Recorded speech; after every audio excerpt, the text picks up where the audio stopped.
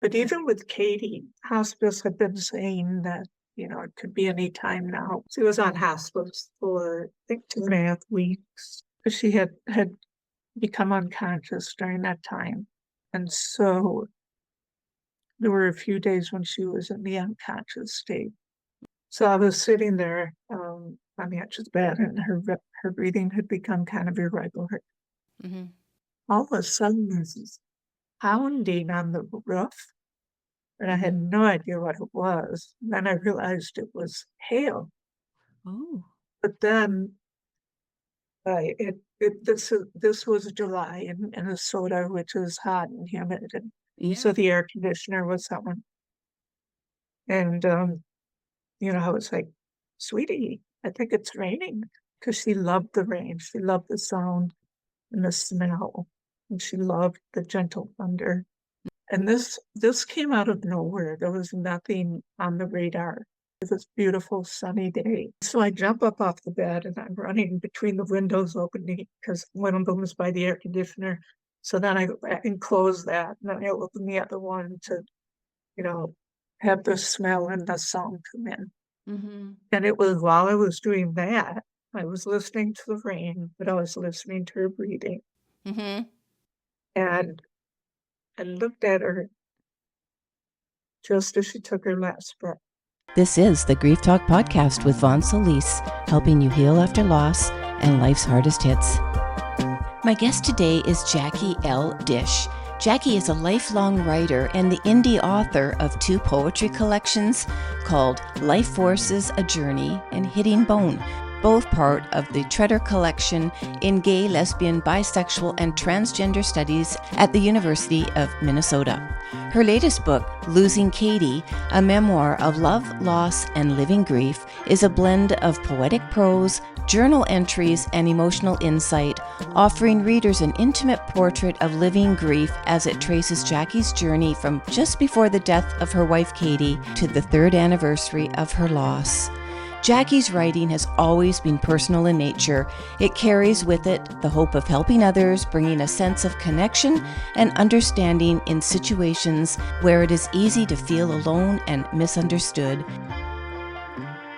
Jackie, welcome to the show. I'd love you to pop in and say hi to my audience. Thank you. Thank you for having me, Vaughn.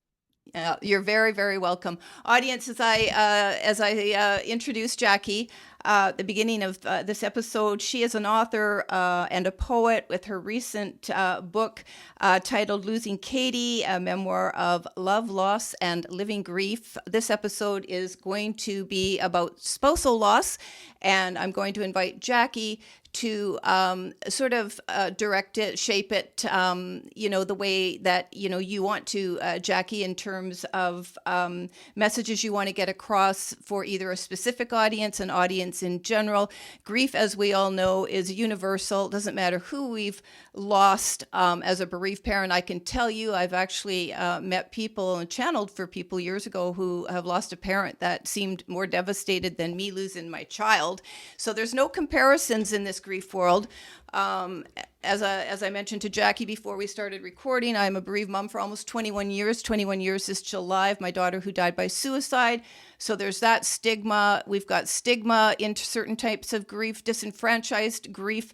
So today, Jackie, I'll ask some questions and let you just invite you to answer them any way you want to, and with audience in the audience in mind that you want this messaging to hit and and help, and however the conversation goes. So I would like to remind the audience, Jackie did lose her wife Katy, and it, I would imagine, has been extremely devastating and painful, but I'm going to let you talk to us about how that loss impacted you.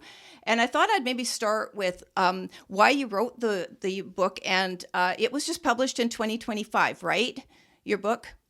And can I just ask when Katy did pass away? Died in July of 2020, In 2020? Oh, in COVID. in the midst of COVID, which Ooh. is, I know a lot of people have lost loved ones during that time. So it's a very different uh, niche Yes. to Yes. death, to have Yes. somebody die during that time.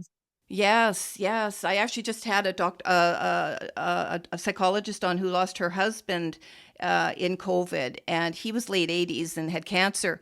But she couldn't go in and be in the hospital for all the different cancer, things he needed because it was spreading, the treatment and stuff. So maybe you can even speak a little bit about that, because that has to, in a way, be a loss all of its own, not being able to be maybe present. So why don't you take it away and speak about so why you wrote the book, who it's intended for, if everybody or a niche group, and kind of whatever you want to say to set up the loss itself. In 2023, I came up to the North Shore in Minnesota, where I live right now. Mm-hmm. I rented um, a one-room cabin and did a kind of self-imposed writing retreat for 10 Mm-hmm. days. And during that time, um, I organized all the writings I had done from 2020 to 2023. Mm-hmm. So the book itself covers writings just before, during, and after, up to the 3-year anniversary of Katy's death. So it's writings that I had already done during those periods, Mm-hmm. uh, during that time period. And it was when I was organizing them that the idea of putting them into a book came to me. Mm-hmm. Um, and at that point, it was kind of like something bigger than me was just kind of moving me along with Mm-hmm. this idea and this project. And I put it together mm, uh, in honor of Katy, Mm-hmm. to let the world know a little bit about her. Mm-hmm. Uh, it's about our relationship and our love for one another. It's about my grief. Mm-hmm. But it's also for people, anyone, Mm-hmm. as as we've talked about before just recently. Grief is universal. Mm-hmm. It's going to touch absolutely everyone Mm-hmm. at some point or another. There's no boundaries to it. Doesn't matter your social uh, station or your gender or your sexuality or anything. It just is across the board. Saying that there are, everybody's grief is individual, it's different, Mm-hmm. but the grief itself is universal. Mm-hmm. Uh, so part of it was also to share with others and show them that this is what grief looks like. I intentionally use the term living grief Mm-hmm. in the title Mm-hmm. because that's what I believe we do. I believe we live it as opposed to getting over it or getting through it. It's something that always stays with us in whatever form. Mm-hmm. And so my book is a visual illustration of grief. Mm-hmm. Um, it is, and it's a different kind of memoir. It's kind of genre bending. I do, it's, it's not a 70,000 word memoir. It's, it's mostly prose. I hesitate to call it poetry, but some of it just comes out that way. Mm-hmm. Some of are 2 lines long and some are 3 pages long. Mm-hmm. And it also in the back of my mind, I think I did that because I know when you're in grief, you don't have the attention span to read, big long things. Mm-hmm. So this is also meant to you just pick it up and you can read 1 or 2 things and then set it down and walk away. Mm-hmm. At the same time, it does tell a story. Like I said, it's from just before Katy's death, to the 3-year anniversary. Mhm. And so it tells, and it shows how grief is non-linear. Mhm. 2 years later, you can find yourself experiencing the same or similar things that you felt, you know, 2 or 3 months after the initial death. So it's not a how-to, Mhm. it's not a manual. Mhm. It's just an expression of grief.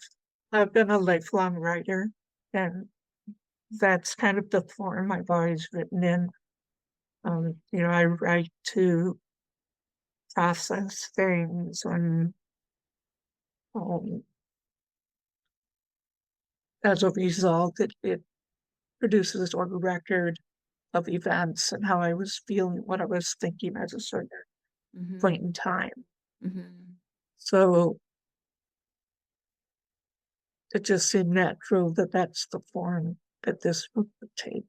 Yeah. As I mentioned in your intro, you've published two books of poetry way back, like, 20, 24, 25 years, 2001 and 2005, if I remember. Is that right? 2001 and 2004.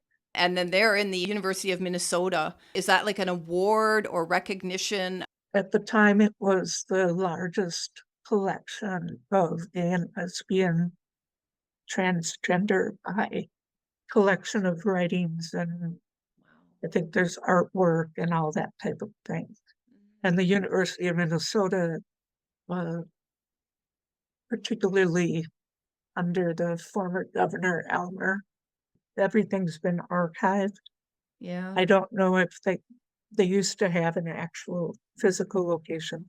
Yeah. I don't know if everything's been archived and they're not taking additional pieces, but that was, like I said, that was, you know, back around 21 and 24. But that's great. I mean, that's just great. And I wanted to point that out because all those of us as published authors, a lot of us indies, I mean, we write the stuff and want people to find it and see it. But, even with my own work in the grief field and stuff, I've really kind of struggled with wanting to, I'll just be really, really clear, make money off my daughter's story, and I said, and so I haven't had huge levels of success. But the one thing I have had, starting with my first book published in 2011, is when people write you and tell you it saved their life, like, you can't ask for anything more than that. And I've had that, a few times, that it really helped, and, people through their own ordeals. So those of us as authors, yay to us, and we should celebrate all our books and our accomplishments. So I just want to point that out, author to author, Jackie. Going back to Katy a little bit, was her death expected, or was it relatively like sudden from an illness or something else? She had 2 strokes, 10 days apart, and then she died 1 month to the day after the first stroke. Okay. Um, the first stroke was June 3rd, and it seemed like, I believe it's called like a transient stroke, where she basically recovered overnight, Mhm. except for some lingering fatigue and sporadic memory problems, like trying to remember a password or somebody's last name. Mm. Um, so uh, she was a licensed psychologist in private practice Mhm. for 25 years in the Minneapolis area. Mhm. And so she went back to work.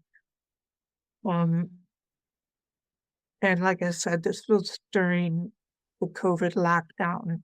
Mhm. Things were just starting to open up in terms of, at least in Minnesota, in terms of being able to have like a gathering of 20 people outside, Oh yeah. family Yeah. thing. Yeah. So most things were done uh, through video. Yeah. Even her doctor's appointment uh, was done through video, and she had that. I think the first stroke was on a Wednesday evening, the following Thursday, so a week later, we saw her doctor, and then she had an MRI on Friday. I had to leave her at the door of the hospital, and someone escorted her to the place in of the MRI inside the hospital, um, and escorted her back out. And she said nobody else was around. It was just like ghost town.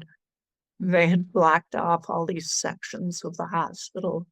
So it was like a little maze that you had to go through to get to the MRI. Um, and it was so hard to have to just sit in the car and Mhm. watch her go in and do this.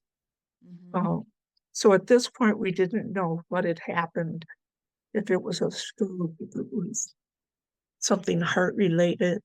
Oh, Uh, okay. was it a brain tumor? Was it just a weird thing that happened type thing? So she had the MRI Friday, and then Saturday night into Sunday Mhm. is when she had her second stroke. Whoa. And that one is the one that affected her ability to speak. Mhm. She could still talk, but she would like start a sentence out just fine, and then it would end in words that made no sense Mhm. whatsoever. I don't like the term word salad. That just seems very disrespectful. So I termed it Katy speak. Okay. And we were so close and so connected, um, Mhm. that it was like we were in a little cocoon, because I came to understand what it was she was wanting Mm-hmm. or saying, not necessarily word for word that I Mhm. understood, but I got the gist of it. Um, but it was very exhausting for both of us. And he Mhm. just had to completely concentrate on what she was saying to try and get what it Mhm. was that she meant. So for Katy, who's a psychologist and makes her living that way, losing her ability to speak was a huge loss for her. She was a private person, but she was also very sociable, very well spoken, and very personable.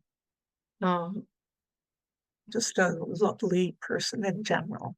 Mm-hmm. So we were still waiting to hear the results from the first event when the second event happened. And in the meantime, she didn't like have a paralyzed side of her body. I do believe she lost the sight in one eye, Mhm. but she didn't verbally say that to me. I could just tell from cues. Uh, One of our favorite things to do was to be in bed reading at night. Mm-hmm. And so I'd be reading, and I just noticed that it had been a while since she, flipped the page. I don't think she was seeing.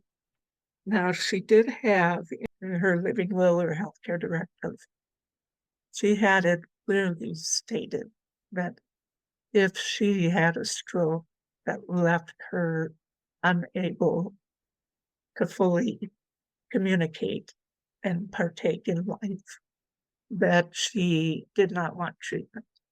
And because of her experience with the MRI, and we had seen on TV about people who, they couldn't be with their loved ones, or people who were deciding not to have treatment because they wanted to be at home with their loved ones.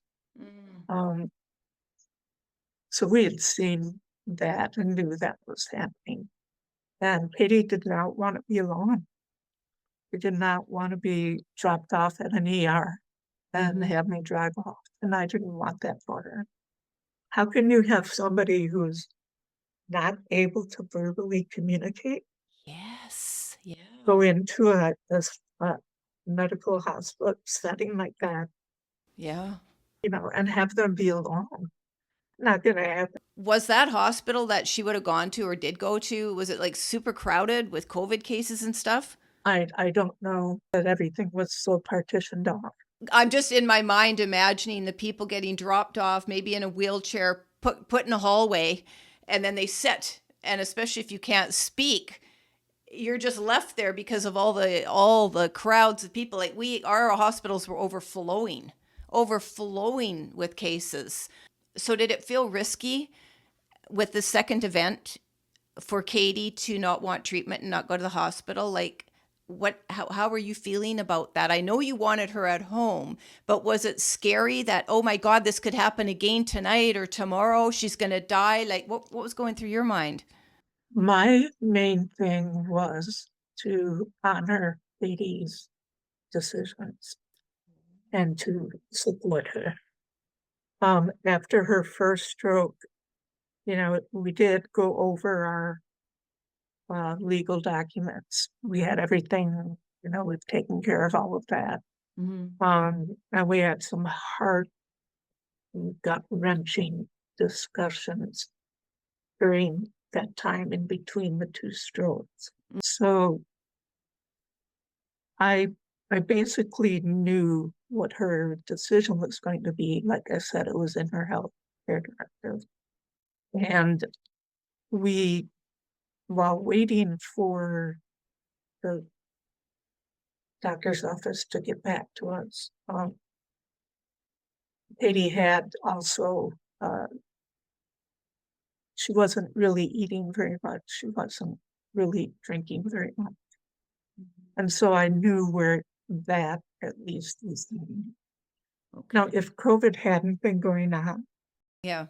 yeah, she may have gone to the next appointment and, seen what the damage was, what the possible recovery options were.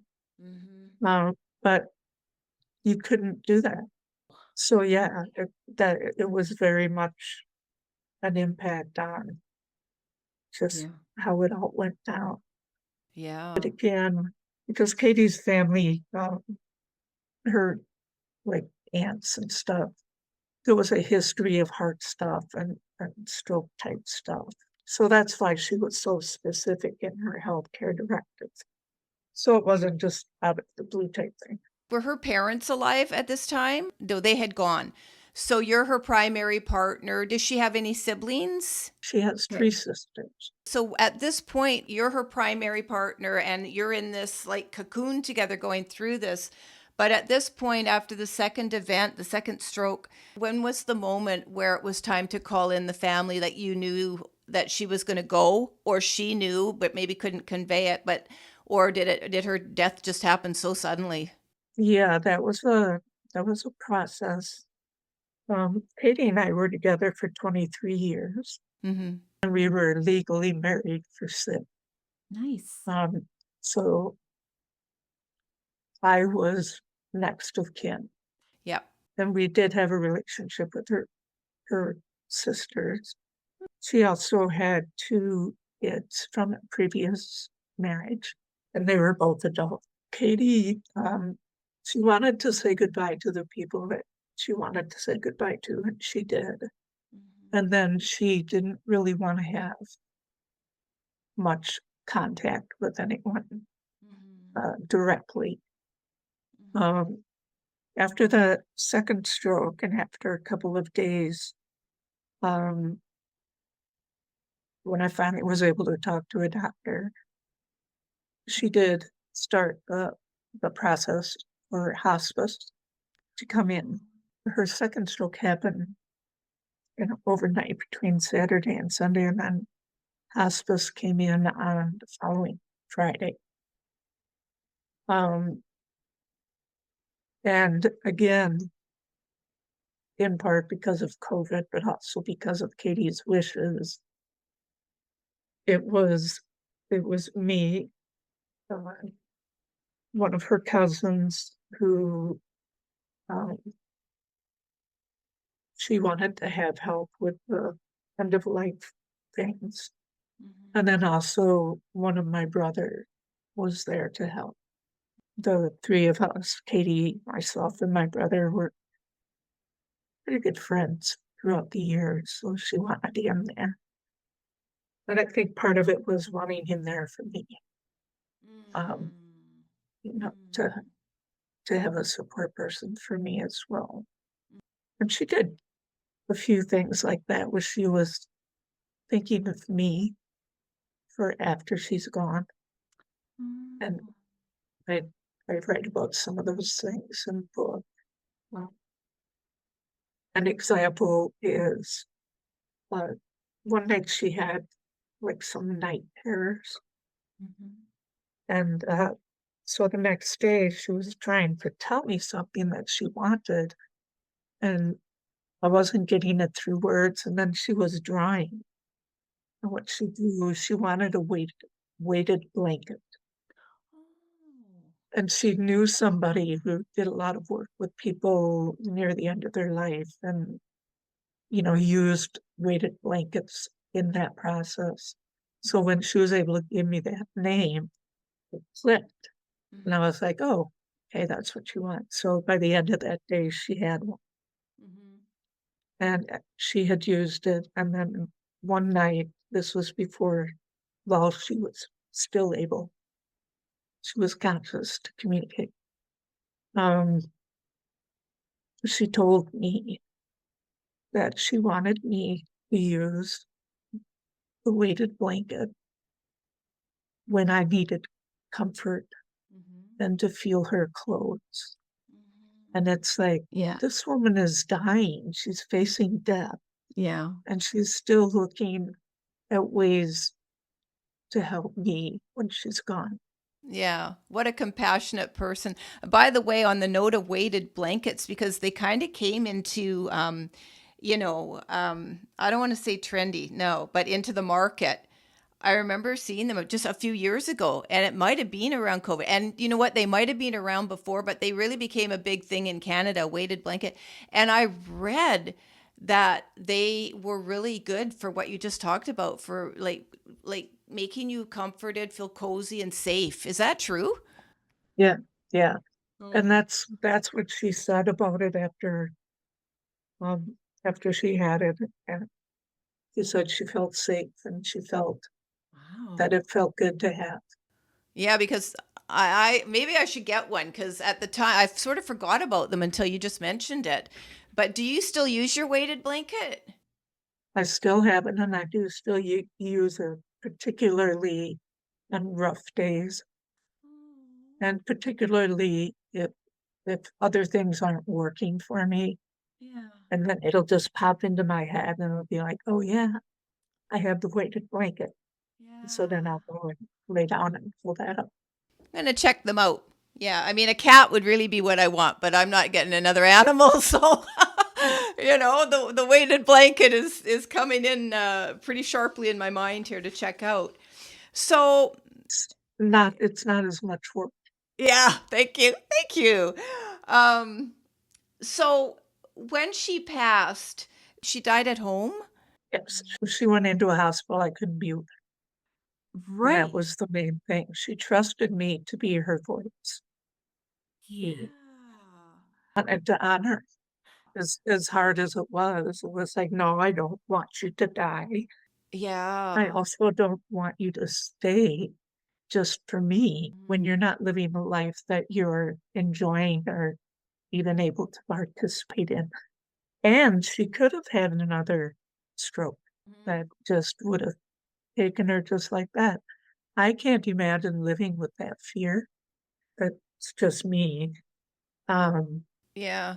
Here's a question though. Do you think she was afraid, or did she go into sort of like, I really believe, and I've talked to people who work in palliative. I've had a chaplain on who does end of life. She's amazing. Um, you know, uh, do you feel that she was, I'm going to say, resigned to it, and that might not be the best word, but accepted it, this is her time, and that she was like easing into the transition to leaving this physical world versus like, fighting and resisting it, because I'm sensing that she was like completely accepting of it. When you can think about another person's, like, your well-being, I think you've pretty much accepted your own journey to, the other side, right? Yeah. And another piece of our history is that back in 2011, Mm-hmm. um, I had wanted to be, at that time it was referred to as a death midwife. Now it's death doula.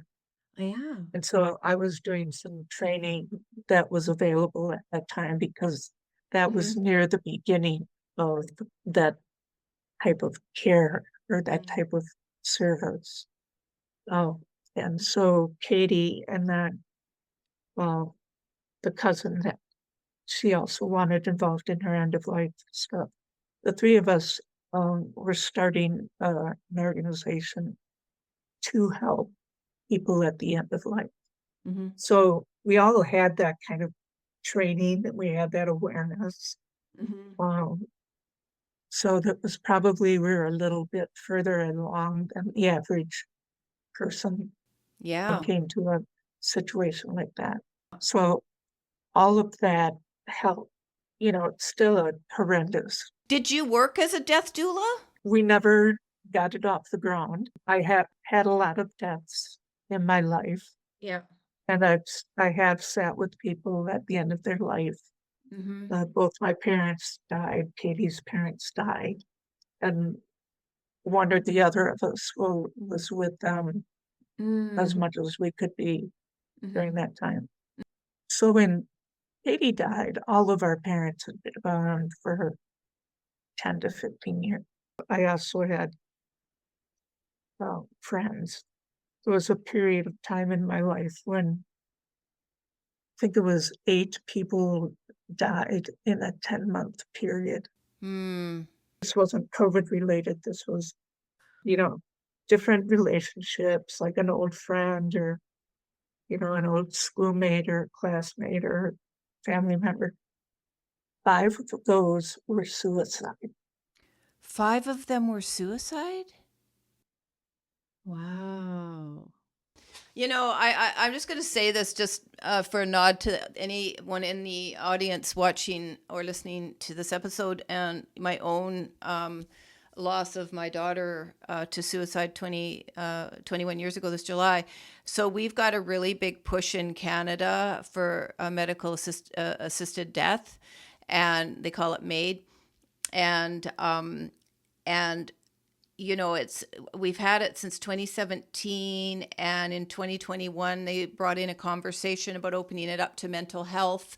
And anyway, it's going to be voted on. I believe it's next March, so March 2027. I like to say to people when we talk about this word suicide, and I've learned over the years not to say committed, but say died by suicide, and that because they're trying to take the criminal element away from this. But I said, man, if we adopt MAID, and we're one of the most progressive countries in the world, apparently, with assisted dying, then I said, we've got to change the conversation about, people who leave on their own without that ability to apply for help, because in some cases they are granted it fairly quickly, and it's up to that person to know if it was reasonable. And I'm not going to get into a conversation, obviously, and judge it, but it's caused quite a bit of conversation, and I don't know where the states is on that. So I'm trying not to gasp when you said 8 of them were suicides, because it's like, wow, there are people that decide they just don't want to be on the planet, and we just have to change the conversation around that. But because it's still so stigmatized in many ways, so the reason I talk about MAID a little bit here is because MAID will have to destigmatize suicide in general. Anyway, that's another conversation, but I just wanted to put a little plug in there if anyone is feeling really stigmatized by their loved one's death, which I did for many, many, many, many years, and embarrassed and ashamed and everything, because we had all these terrible feelings about, if your loved one has gone that way, then there must be something wrong. There must be a reason. And I just, anyway, so I just want to put a little plug in to that. The way that we're looking at it in Canada is definitely changing, and it's going to change the conversation for sure. So you never became a death doula, but I think it's great that you studied it, at least. That's so cool. I've never sat with any human at end of life. I never have had that opportunity. I was just going to ask if you thought like it was really such an honor. I've heard people just say it's the most, I've had a friend whose mom died in her arms, and she said it was the most beautiful thing ever. Yeah. And so what are your thoughts on that? Like being able to be there and help a person in that moment when they literally cross, transition.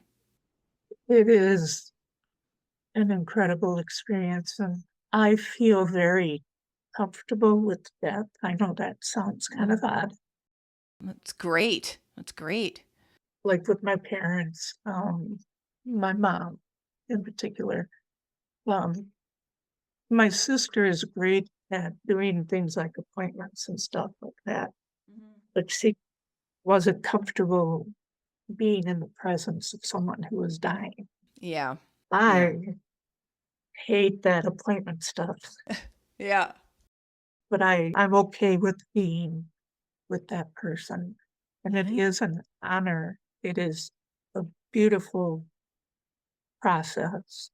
Having said that, there are deaths that are more calming than others. There are some people who just fight it tooth and nail, and that it's a very disruptive passing. Were you there when she actually left, took her last breath? Because I think, and I'm just saying this, but I think it's such a special bond of trust and being vulnerable, because I had recently had a psychologist on who said a lot of people die when no one's in the room. Like they don't want certain people around, or they know certain people won't be able to take it. So to be able to actually witness that, like be there. I think it's just such a moment of vulnerability, even for the person who's leaving, to have someone witness that. You get what I'm saying, Jackie? Yes, that is true. Like when my mom died, I was there, Katy was there, my dad was there, and one of my brothers was there. And I think one of his daughters, we were all in the apartment, and me, Katy, and my dad all left the apartment just to go do something or just to get out of the space. Yeah. And my brother was with my mom, and he's the one that was with her when she took her last breath. So it's like she was waiting for certain people to not be there. Who knows why Yeah. that happens? But even with Katy, hospice had been saying that, it could be any time now. She was on hospice for, I think, 2.5 weeks. From the time she started hospice to the time she took her last breath. Because she had become unconscious during that time. And so there were a few days when she was in the unconscious state. So I was sitting there on the edge of the bed, and her breathing had become kind of irregular. All of a sudden, there's this pounding on the roof, and I had no idea what it was. And then I realized it was hail. Oh. But then this was July in Minnesota, which is hot and humid, and so the air conditioner was on. And I was like, "Sweetie, I think it's raining," because she loved the rain. She loved the sound and the smell, and she loved the gentle thunder. And this came out of nowhere. There was nothing on the radar. It was a beautiful sunny day. So I jump up off the bed, and I'm running between the windows opening, because one of them was by the air conditioner. So then I go back and close that, and then I open the other one to, have the smell and the sound come in. And it was while I was doing that, I was listening to the rain, but I was listening to her breathing.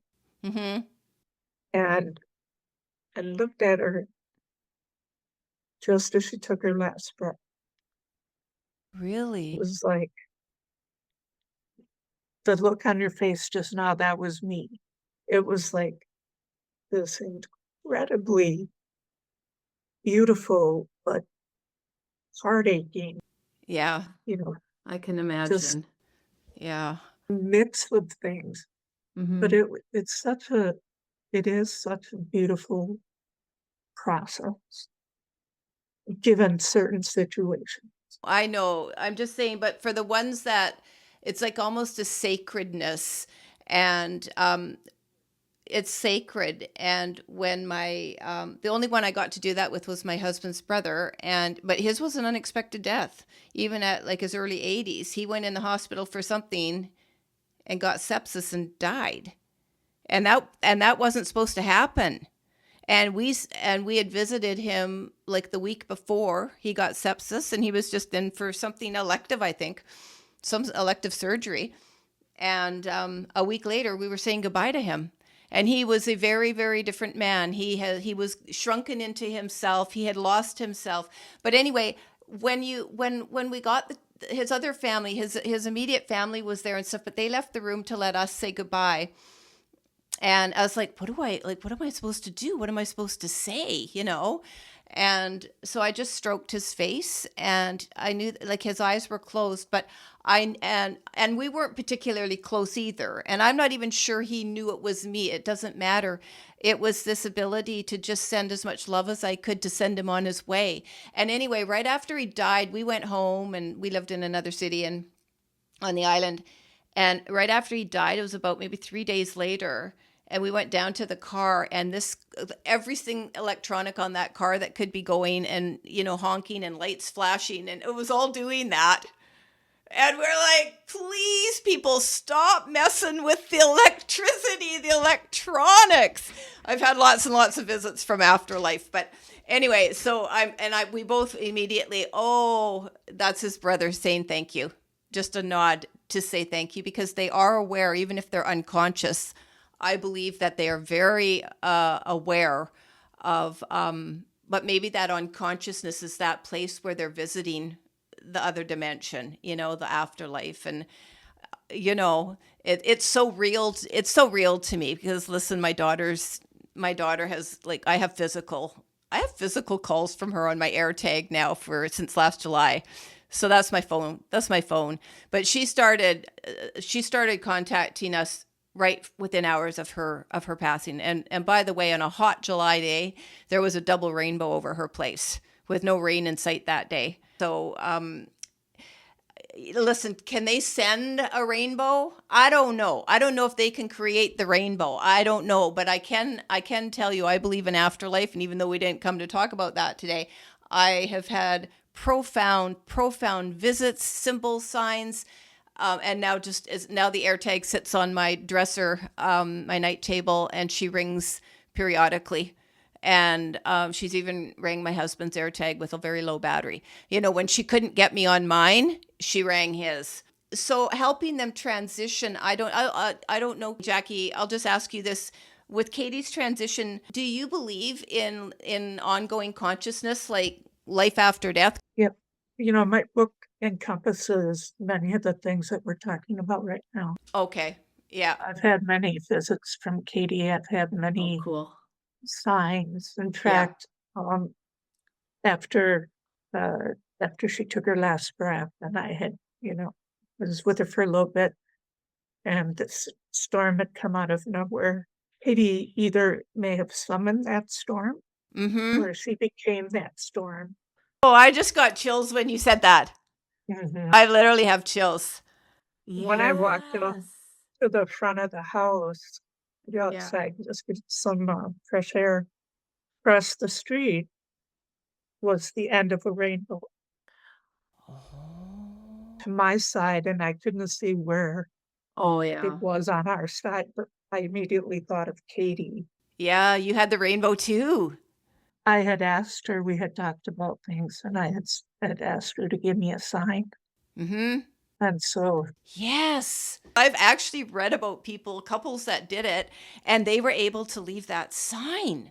for the audience that does believe in this, the reason I brought it up is because do you think that Jackie, that it helps you say goodbye at their bedside or wherever it is, if you have that precious time to be with them as they're going? And as you said, Jackie, obviously not all deaths are going to be like this, but do you think that makes it almost more precious is because you know they're just changing form and energy? They're just changing energy. Right. Yeah. And this is true with your experience. Even if you aren't there when they take their last breath, they will communicate with you. They sure do. Oh, If yeah. you're open to it, and Katy is with me all the time. Yeah. Sometimes I'm not paying attention to it, but Yes. I Thank feel you. her with me all the time. Yeah. I feel like my love for her has grown even Mm. more, Mm. and that our bond has deepened. Mm-hmm. And part of that may be because of the book, but maybe that's why I wrote the book, because I get signs from her. I would hear her voice, or she would appear to me in a Mhm. dream, or that in between place in the morning, just before you wake up, with Mm-hmm. times when the veil is a little Yes. less. Yes. Um, Yes. we even talked about, getting a sign when she was near. And I said, don't do anything spooky like flick Yes. lights or pound on the walls. And so we decided like a gentle touch. Yeah. And I felt that, Yeah. read about that in the book as well. Yeah. I felt that touch when she's near. So I totally believe the energy, whatever you want to call it, energy, spirit, Yeah. essence. It's all of those things. It's all of those things. Because we're comprised folks of so much, like anyway, I've done a lot of different episodes on the podcast to do with energy and all of this ongoing consciousness, and I'm sort of shifting a little bit to focus more on that as we go forward now, because they're even doing scientific research into proof of afterlife communication. And interestingly enough, the research that's been done actually was out of a Canadian university. 2023 was, I think it was 2023, was on a cell phone. And so it made sense for me because the more digitized we are and connected to technology, I think it's one of the easiest ways they're going to come through. So I had kind of like cars off limits, you guys, like don't do anything to the car.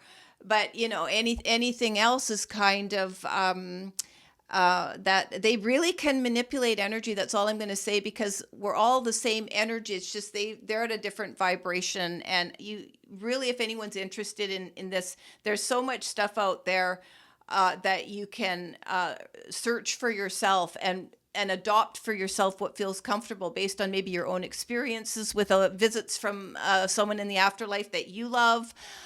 Just you're curious and you want to learn more. And we don't have to tell me what you think, Jackie. Like, we don't have to do anything really special about ourselves to receive these signs and messages. And I mean, they can't necessarily come and have a conversation with us. That hasn't happened with me. But I had dream visits for years and years and years, right up till probably maybe last year. But now I feel like with the AirTag, we found our way, that it's easy for her. I just know I ring, and she has a very specific 5 to 8 rings that the AirTag does not normally make. Okay, so because I researched it, and so I know it's her.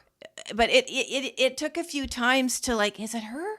Is it her? Yeah, and so once you believe, man, they have fun with it. And I say just have a little bit of fun and let them in, because it really makes the whole grief thing, the whole grief experience, which I don't believe ever really goes away, to be honest. But anyway, it makes it more tolerable, I'll tell you that, especially in the early years.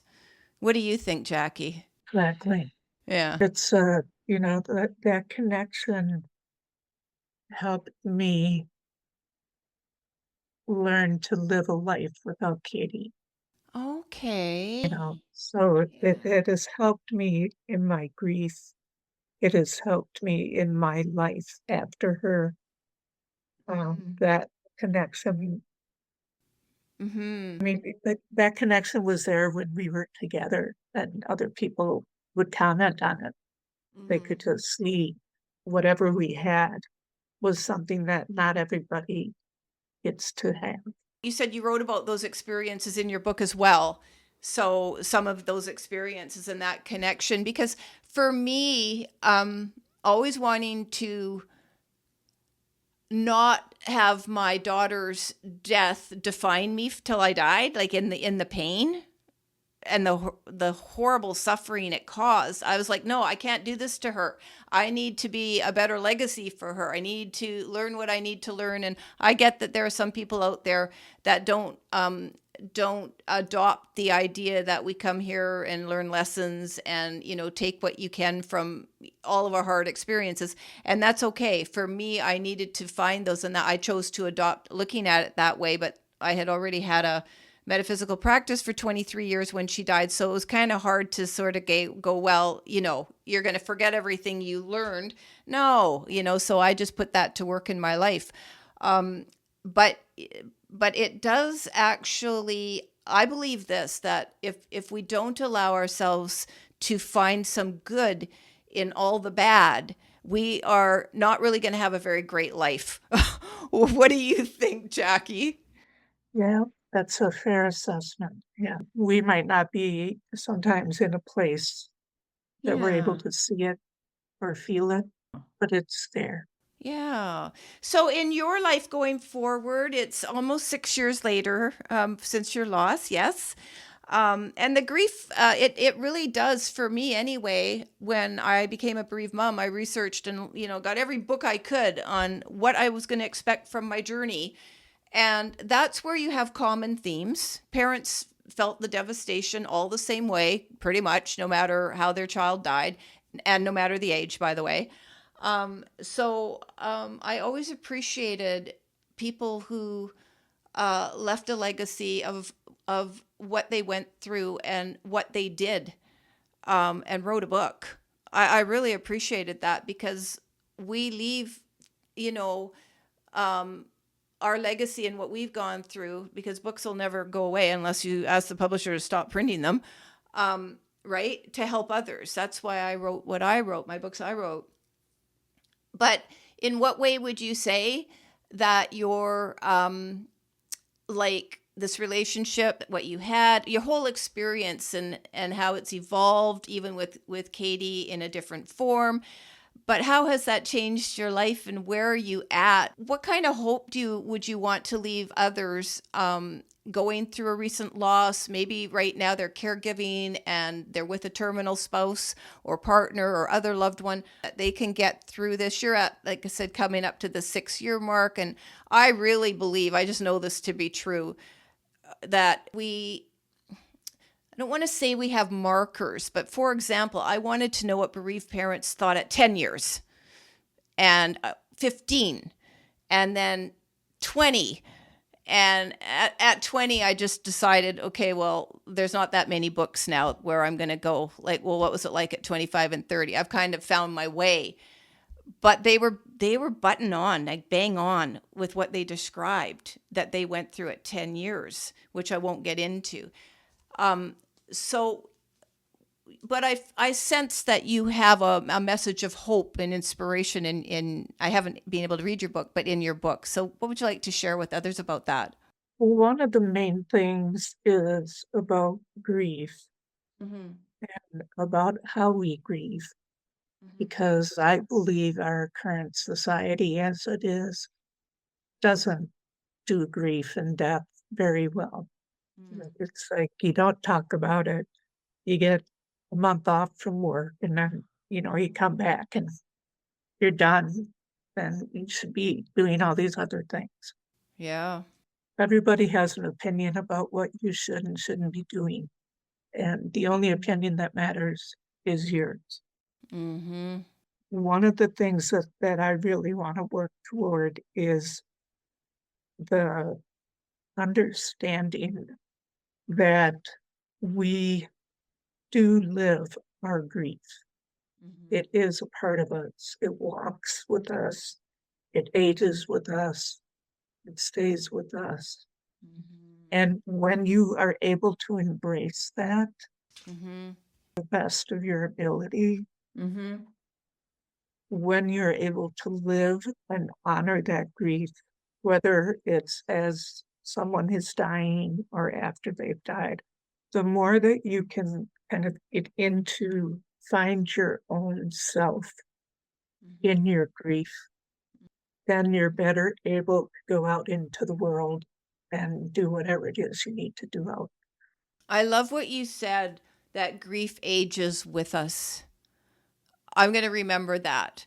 I love that because we are so, I don't know if it's conditioned or just we're too frightened, or it's a combination to, certainly bereaved parents aren't, no one wants to hear about your kid dying. No, they might want the gory details, but beyond that, they don't want to know anything about that because it might happen to them. Nobody wants to really know about suicide, same reasons. And I'm kind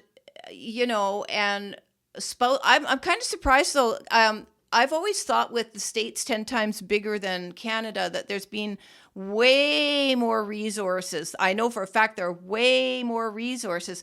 But interestingly, you still actually feel that culturally people are kind of silent around grief? Yeah, as a culture, at least in America, we don't do grief very well. Really? No, we don't.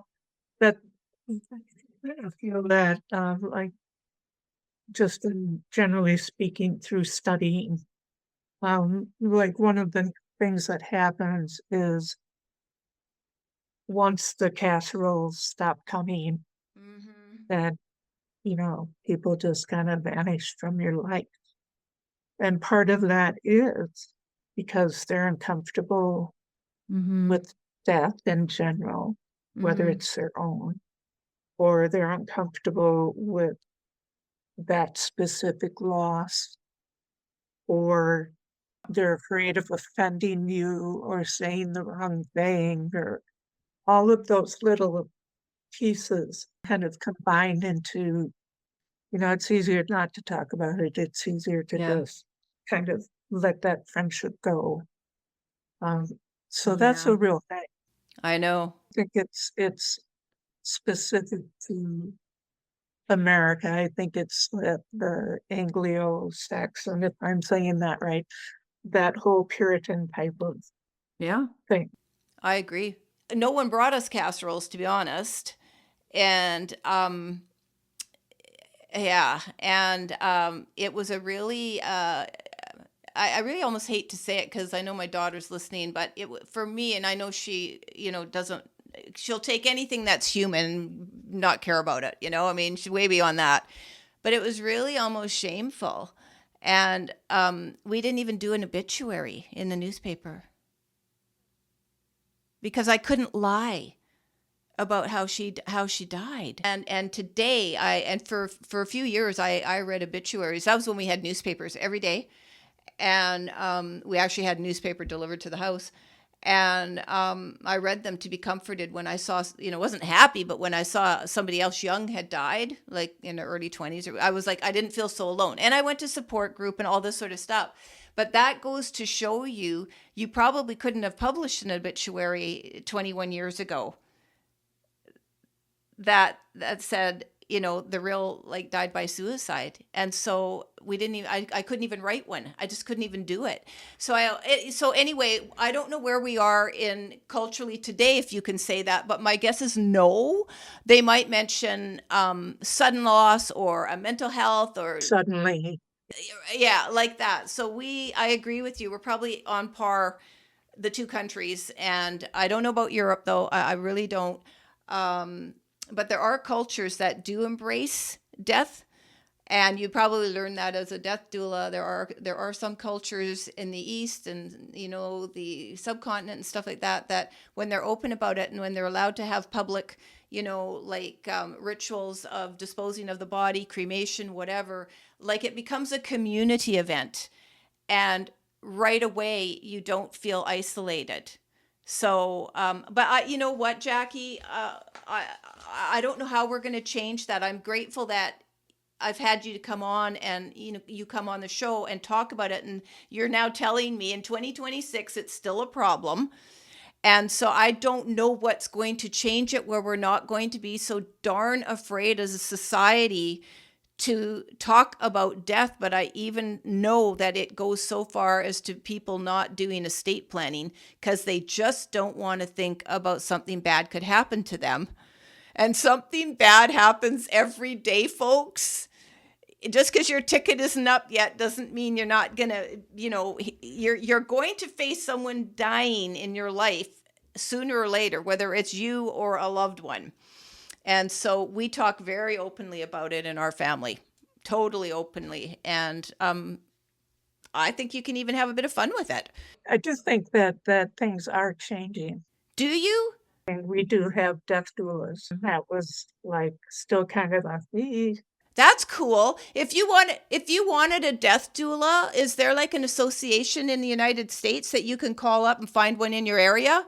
there's a I Yeah. can't remember what it's called. No, that's okay. People can look it up though, how to find a death doula. And that would be for someone who's doing is that for anyone doing palliative at home? Could you have them, if they chose it in the hospital, to have your own private death doula in a hospital? As far as I know, I think that would probably be up to individual hospitals, but I'm pretty sure that you can be wherever it is that person is at the end of their life. It doesn't Cool. have to be in a private home. Very cool. And you're right. That's one way that we can sort of like, we're going to go. And let me tell you, I would rather know what my loved ones want or what I want them for me at my end, if we're blessed to have time to plan for that. But meantime, we've made it pretty clear vocally and in our wills anyway, who wants what, and et cetera, et cetera. Where you want your last remains. Do you want a service? Don't you want a service? Like, it's actually really interesting because you can also think about your own legacy, what you're leaving behind, what's important to you, et cetera, et cetera. So I just think these conversations are so important, and it feels a lot better knowing, I'm sure you would agree, Jackie, than guessing what someone wants when they die unexpectedly. The guilt associated with that, man, when you're cleaning out stuff, even if it's your aging parents and stuff was important to them and not to you, and you might have to throw it out, like that can give you guilt for years, right? Yeah. I don't know if I'm speaking from personal experience here. I don't know if Canada has them, but one of the things that I'm a huge advocate for is if it's a living will or healthcare directive, so that if do. something happens to you and you're Yeah. not able to speak for yourself, what Yeah. do you want? Yes. Do you want to be kept alive by artificial means? Yes. And communicate that, have it in writing, documented legally, and talk about it with the person or people that you want Yes, absolutely. to know that stuff. Yeah. Because for me, that's just, I would hate to leave anyone in that position. Yeah, guessing. And not only that, but I read a book by a palliative doctor in New York, and she was saying, like, people fight about stuff like that. Adult children fight about making decisions, and you're lying there. And the one thing she said in this book, that her name's Dr. Cynthia Pan, Pan. She's a palliative doctor in New York, and she was saying, in a lot of the cases, so she goes around and does the hospice in New York City, okay, to like exactly what you would have had hospice come and visit and do her maybe weekly. I don't know if they do daily, but anyway, however many visits, depending on where the patient, how close they are to transitioning. And she said a lot of them were really afraid to express their wishes to people that could talk. Dying, they would tell her and go, well, I really, but really want this, but I don't really want to say anything because they might fight, or I know they want something different. And in many, many cases, what the adult children or spouses or loved ones wanted was for them to fight, don't die. Don't. And they were like, I'm Yeah. done. I'm out of here.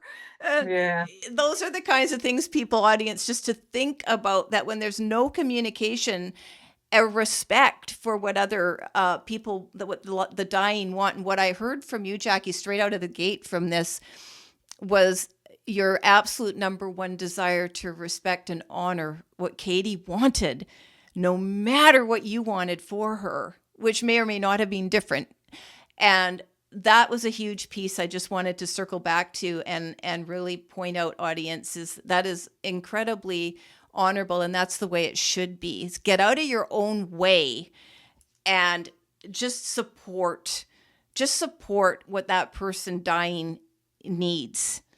And to round this out, so this episode is going to be an awful lot about caregiving, metaphysics, afterlife, and then It's a little bit of everything. It That's what it is. is. it is. And then to round this out, I'm going to ask you how people can get your books, because they might want the poetry as well, but certainly your Losing Katy book.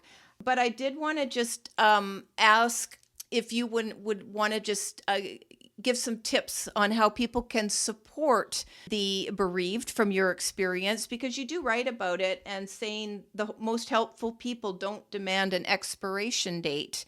And, they keep showing up long after the casseroles stop. So what are your tips for people supporting the bereaved and long term? Like, Katy's not coming back. My girl's not coming back, and it's like, you don't want to not have to say their name. We want people to remember them. So anyway, what tips do you have?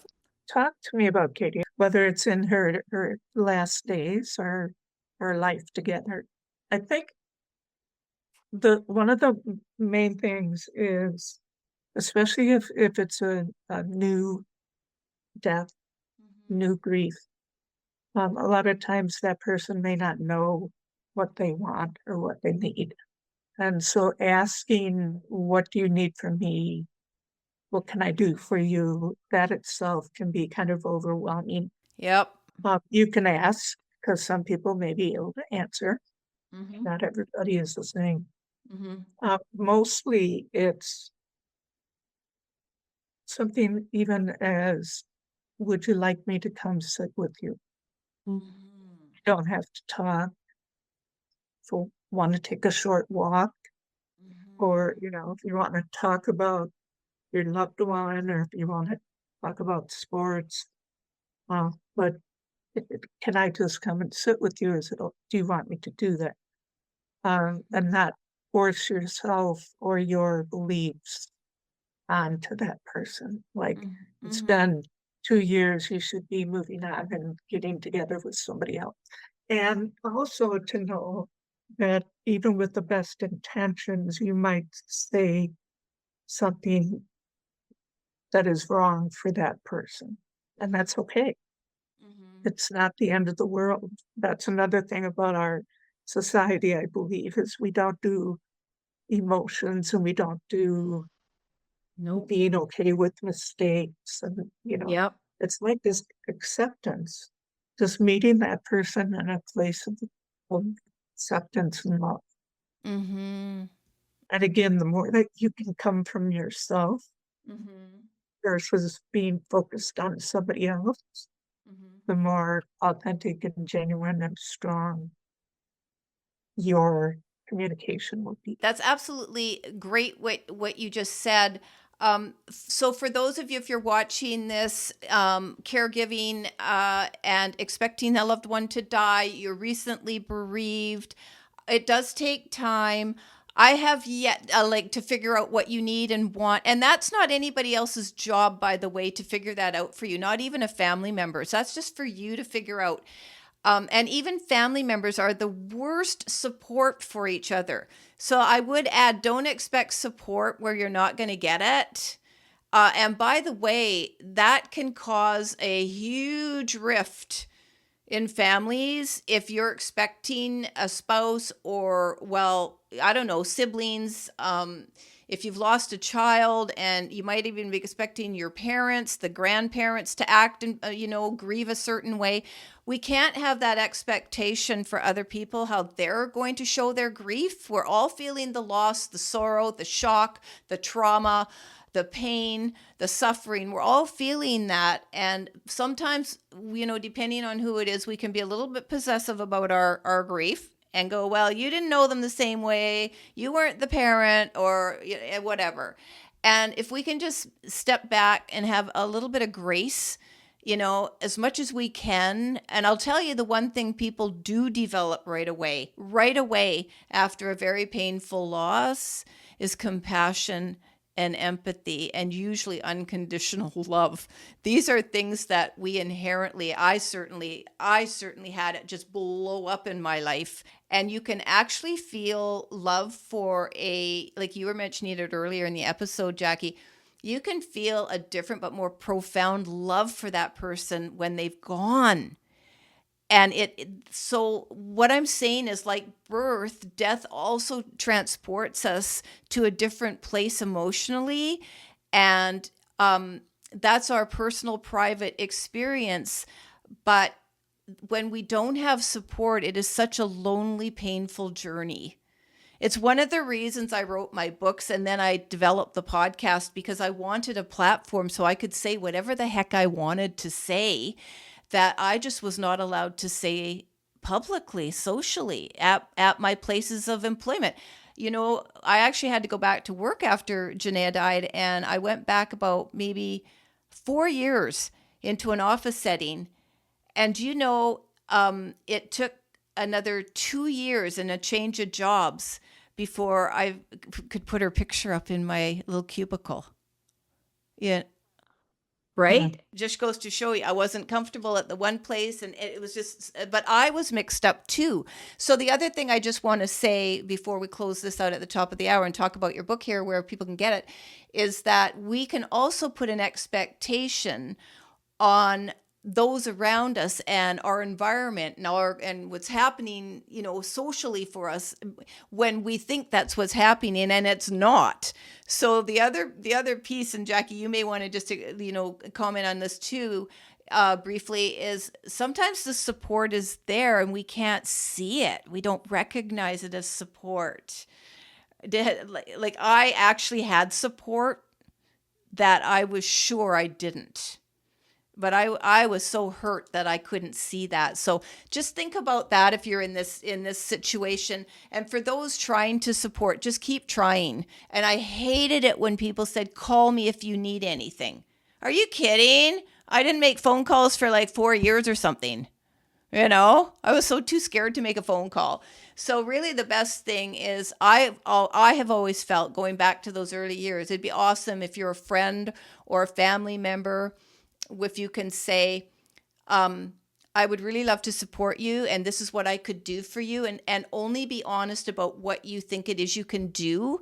And it might be going for a walk, it might be dropping off a meal, it might be babysitting a kid for an afternoon, whatever it is, but be really specific and offer it so you don't feel guilty about taking on too much or feeling you need to say yes to something you really can't be there for. And one of the greatest things someone ever did for me, and she never turned out to be a long-term friend. She was actually a groomer of our little doggy. And one day she took me for afternoon tea, high tea. It was the greatest thing because, I was broken, but I still love my tea, Right. Anyway, so just some great tips there. Did you have anything else, Jackie, where we before we turn to again where people can get your book? Is there anything you wanted to share with the audience that we didn't get to?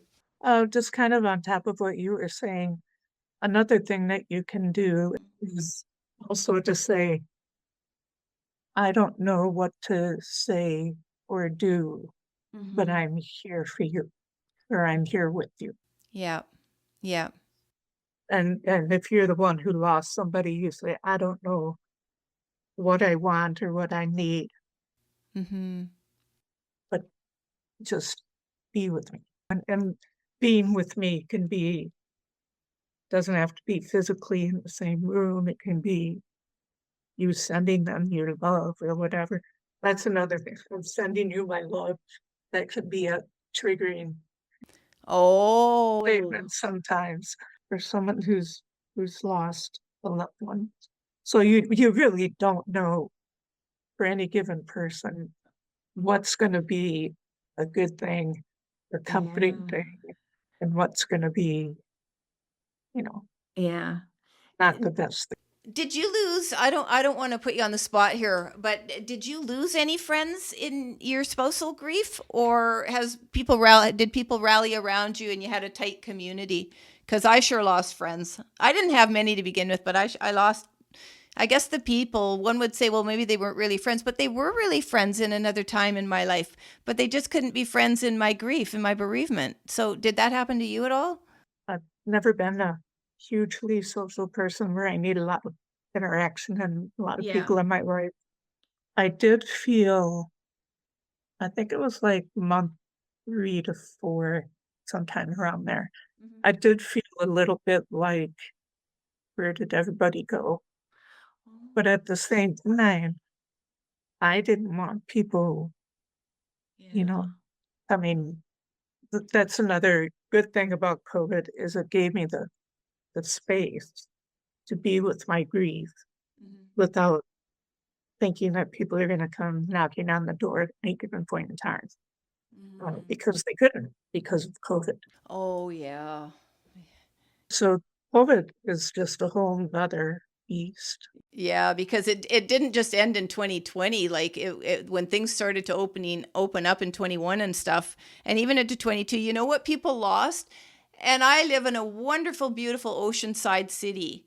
And you know what? Because of that whole don't touch anyone, keep your space. People have lost the ability to look you straight in the eye and say, "Hey, hi," on their RC walk. It was really interesting. We've only found at different periods when we go, like, say, the morning and it's only the locals, they're back to kind of good morning, like that. But in general, the distancing happened not physically, but mentally and emotionally too. And it was like you can't get through. And it was everybody in their own bubble still. And I don't think we've recovered from that. I do not think we have recovered from that. And I don't really like it because I didn't have a lot of friends, but I'm a super social person. Okay. But I didn't need a lot of people around me like you. How has your life changed? What are you doing now? I did actually end up moving about Okay. 2.5 years ago. I live up on the North Shore. Katie and I had talked about maybe retiring up here, because we lived in Minneapolis, which is a pretty big city. And up here is not. It's like 30 minutes either way if you want to get to a little bigger store or a good restaurant. Are you sort of semi-rural? Yeah. I'm like 90 miles from Canada. So we're the hinterland for you, I suppose. No. But you're on the north shore of Lake Superior, right? Oh. It's a little city of 1,800 people. Oh, I don't call that a city. I know that I don't know how they got the city, but it really is a city. Yeah, yeah, yeah. And to So, me, it's like, do you like it? I do. Just the scenery, the geography, is it feeding your soul? Oh, yeah. It's like, it's like, darn, I have to drive an hour to get to Duluth so I can go to some of the big box stores. And it's a beautiful drive, Oh, and yeah. I get to spend an hour on a beautiful drive as opposed to in Minneapolis, spending an hour in traffic going from one No. part of the Yeah. city to the Yeah. next. So I do like that. Oh, okay, that's good. All right. Well, let's close this off. Do you want to explain how people can get your book? The current book, Losing Katy, is both ebook and Oh, okay. also print. You can also get it. It's available through kobo.com. It's on Amazon. It's Oh, on okay. bookshop.org. Yeah. You can get Okay. it at a lot of the main online places. I have linked to all of them on the homepage of my website. And so your poetry, those books, They are available if people want those books. Are those ones available paperback that can be shipped out, and you handle that part of it? Yes, they're only in print, and they're available through Amazon or Okay. directly through me. There's a contact form on my website. Okay. You can just let me know what you want. Don't send me any financial information at that point. Yeah. Just let me know what you want, Yeah. and then Okay. we'll talk. Jackie's website is JackieLDisch.com. I will have the link to it in the show notes here, Jackie, to make it easy for people to check out your resources. So thank you so much for coming on. It's been fun. And it was a wonderful, heartwarming, informative, caring and beautiful conversation with you. Thank you for having me. I enjoyed my time here.